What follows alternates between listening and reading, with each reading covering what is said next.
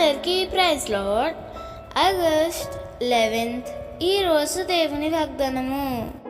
నిన్ను తృణీకరించిన వారందరూ వచ్చి నీ పాదముల మీద పడెదరు.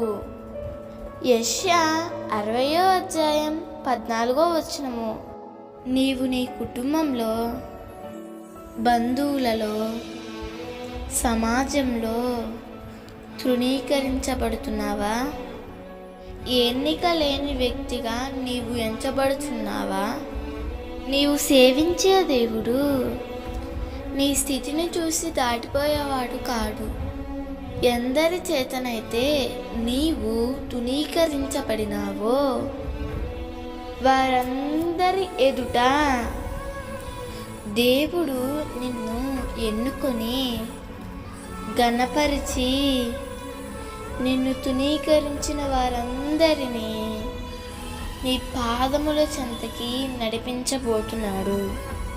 తృణీకరించబడిన యోసేపును దేవుడు చూశాడు. ఐగుప్తును ఏలికగా దేవుడు మార్చివేశాడు. ఎవరైతే తృణీకరించారో వారందరూ వచ్చి యోసేపు ఎదుట సాగిలపడ్డారు.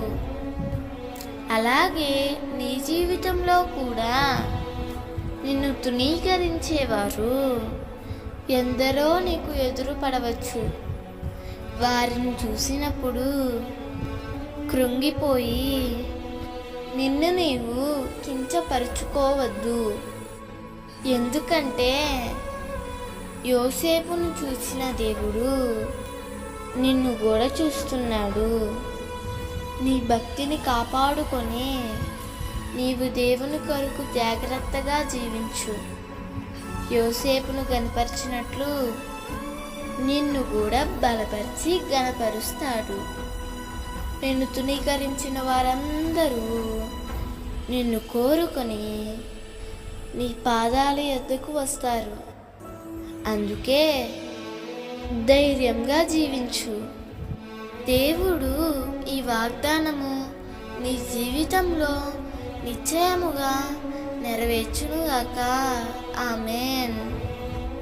ఈ వాగ్దానం మీకు దీవెనగా ఉన్నట్లయితే తప్పకుండా మీ బంధువులకు, స్నేహితులకు షేర్ చేయండి, లైక్ చేయండి, ఆమేన్ అని కామెంట్ చేయండి. ప్రభు పనిలో పాలుభాగస్తులు కండి.